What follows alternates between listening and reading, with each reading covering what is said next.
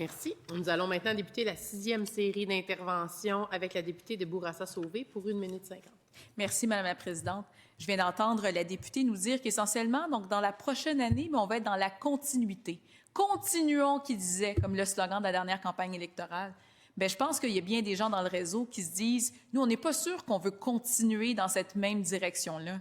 Est-ce qu'on va vraiment aller dans la continuité des compressions qu'on a vues au cours de la dernière année, celles de 670 millions qui ont eu lieu tout au long de la dernière année scolaire, mais aussi celles qu'on a vues surprises au cours du mois de juin?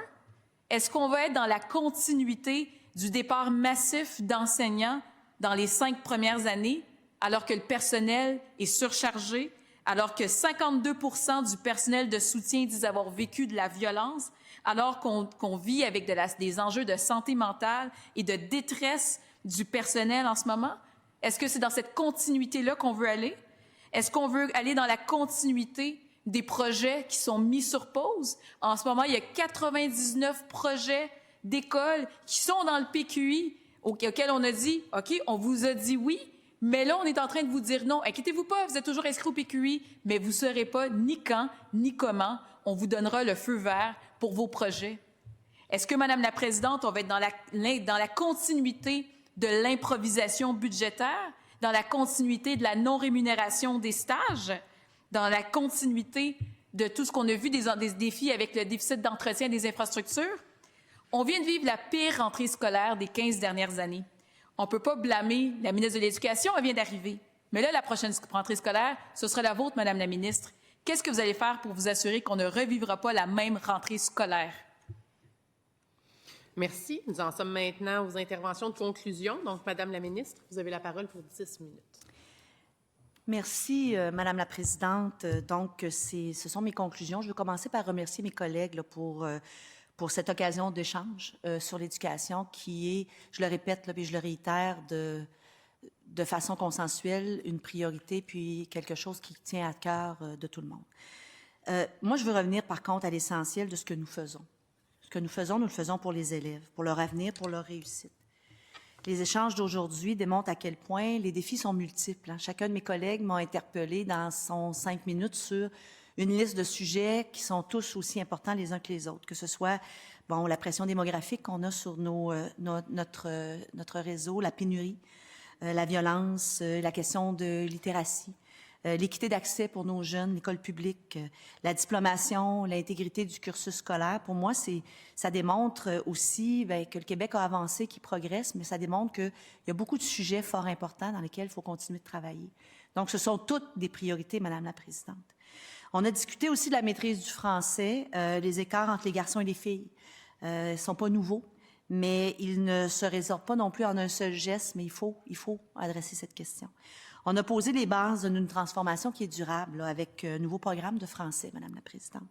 Des outils de pistage, j'ai eu l'occasion de le mentionner, du financement pour les livres, du soutien pédagogique dans le nouveau programme, le nouveau programme de français, peut-être que je devrais revenir moi-même à mes bases. Le nouveau programme de français prône la lecture au quotidien. Ça va non seulement aider tous les élèves, mais ça va bénéficier aux garçons, Madame la Présidente. Du soutien pédagogique, des partenariats solides pour accompagner les élèves individuellement avec nos organismes communautaires, le tutoriel, en tête d'exemple. Aider nos parents aussi, parce que c'est l'affaire d'une communauté. Et les résultats ne seront pas instantanés, mais ils seront durables, on l'espère, parce qu'on travaille sur la racine du problème. Pas juste sur les symptômes. Et pour moi, la lecture n'est pas un accessoire, c'est le moteur de la diplomation. J'ai eu la chance d'avoir des parents qui ont poussé la lecture. J'ai poussé la lecture chez mes enfants et je dois le dire que ça s'est répercuté dans leurs résultats et dans mes résultats et dans leurs résultats. On a aussi parlé de la violence. Malheureusement, c'est un sujet qui est très présent, dont on parle beaucoup trop. On en parle beaucoup trop, pas parce que je suis tannée d'en parler, mais parce qu'il est trop présent. Et j'aimerais qu'on cesse d'en parler parce qu'il est moins présent, mais c'est un sujet qui me touche très profondément. Ça aussi, c'est une priorité pour moi, travailler sur cet aspect. Quand un jeune ne se sent pas en sécurité, Madame la Présidente, c'est pas seulement son apprentissage qui en souffre. C'est sa confiance, son identité par rapport aux autres. Et quand un membre du personnel également, on en a parlé, est victime de violence, c'est l'ensemble de la communauté éducative qui vacille, on en est fort conscient. Mais on a mis les outils faut continuer à les faire déployer, les faire atterrir de façon adéquate, continuer à écouter pour les transformer, les adapter. On a mis la loi 47, les plans obligatoires, le protocole, les équipes d'intervention, les investissements massifs dans le service aux élèves.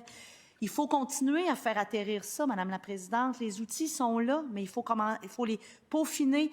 Je crois beaucoup à la prévention. Il faut travailler sur la prévention. Je veux que ce soit très clair. Je ne tolérerai jamais que la violence soit banalisée ou relativisée dans nos écoles. On va continuer à améliorer les mécanismes. Il faut travailler sur ces mécanismes-là. La pénurie demeure également un défi. Je veux en parler. Je n'ai pas eu l'occasion d'en parler aussi abondamment que je le voudrais, parce que beaucoup de sujets, je l'ai dit, ça paraît long, 2 heures, mais c'est très court, une interpellation, et c'est difficile de s'étendre sur un sujet en particulier, même si j'aurais eu envie de le faire. Et des fois, j'ai envie de répondre à tout en même temps, ce qui n'est pas possible de le faire. Donc, c'est pas parce que j'ai pas abordé un sujet, Madame la Présidente, dans l'interpellation qui a été soulevée par mes collègues, que ce sujet-là ne me préoccupe pas. Je veux le dire haut et fort. Mais la pénurie demeure un défi. On a fait des gains importants. On a augmenté les salaires. On a mis des programmes accélérés. On a fait du recrutement international, du mentorat renforcé, la formation continue, le guichet brevet. On a mis des plans d'action en développement avec les syndicats, les directions générales. Ce chantier demeure de la constance et on va maintenir cette constance-là. Et on a aussi, je le disais, le comité sur le rôle de l'école qui va pouvoir indirectement aider sur ce sujet-là. On en parle beaucoup et on le fait avec les syndicats, avec tous les partenaires du réseau. Donc, c'est pas un enjeu unique, c'est pas un enjeu avec une solution unique. Aucun des enjeux de l'éducation ont une solution unique, que ce soit le français, la lecture, la pénurie de main-d'œuvre, la violence dans les écoles. Aucun des enjeux a une solution unique et il faut maintenant travailler là-dessus. On a discuté un peu moins dans ce débat. Mon collègue de Matapédia, il a fait référence. Peut-être les autres, je m'excuse si ça se mêle dans mon esprit. Mais on a parlé de l'école à plusieurs vitesses. Pour moi, le réseau est diversifié, puis pour moi, c'est un choix collectif qu'on doit maintenir. Mais ce qui ne veut pas dire, veut pas dire que la priorité pour moi n'est pas de travailler sur l'école publique, renforcer l'école publique. On a un réseau qu'on a choisi collectivement. Les gouvernements précédents, au fil des années, ont choisi collectivement de maintenir, incluant le gouvernement du Parti québécois. Je le comprends. Pourquoi? Parce que moi, je pense qu'on doit le maintenir, mais il ne doit pas se faire au détriment de l'école publique, et c'est là-dessus qu'il faut travailler. C'est pour ça qu'on a travaillé sur les projets particuliers, mais il faut qu'ils soient inclusifs, ces projets particuliers-là. C'est au milieu, encore là, aux directions générales, aux directions d'école, de choisir ce qui est le mieux adapté pour leur réseau, et ça fonctionne, Madame la Présidente. Mais oui, s'il y a des effets peut-être non désirés de ces projets particuliers-là, c'est là-dessus qu'on doit travailler. Je vais reprendre un vieux dicton, il ne faut pas jeter le bébé avec l'eau du bain, c'est-à-dire que oui, s'il y a des difficultés, on est là pour ça, aider les différents centres de services scolaires. Mais pour moi, c'est important, ces projets particuliers-là. Il ne faut pas tout jeter non plus, l'école privée. Il faut travailler sur ça et pour moi, c'est complémentaire. Nos écoles ont besoin de stabilité, Madame la Présidente, de prévisibilité, de cohérence. On doit écouter les partenaires. C'est pour ça que dans mes premiers 60 jours, moi, j'ai passé beaucoup de temps à faire le tour des centres de services scolaires. J'en ai rencontré plusieurs. J'ai rencontré des centres de services scolaires innovants, performants, qui même dans le contexte budgétaire actuel, et quand je parle du contexte budgétaire actuel, je parle du fait que malgré le fait que le gouvernement a augmenté de près de 58% les budgets des écoles et a presque triplé le budget des infrastructures dans les dernières années, les besoins ont augmenté de façon majeure. 100 000 élèves de plus à scolariser qui n'étaient pas prévus dans nos résultats démographiques. Et ce contexte budgétaire-là, c'est celui-là, Madame la Présidente, auquel je fais référence.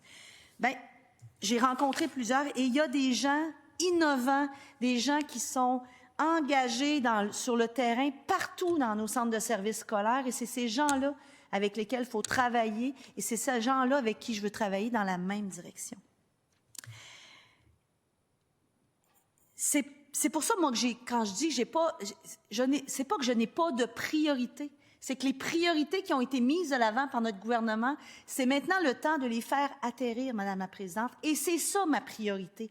Travailler avec les gens du milieu, travailler à aplanir les irritants et faire atterrir ce que nous avons mis de l'avant parce que notre gouvernement a fait beaucoup de choses dans les dernières années, depuis 2018. Et moi, ma tâche et ma priorité, c'est de faire en sorte que tout ça atterrisse pour le bien de notre réussite éducative. Les conventions collectives, le plus grand PQI, les investissements dans nos écoles, c'est important.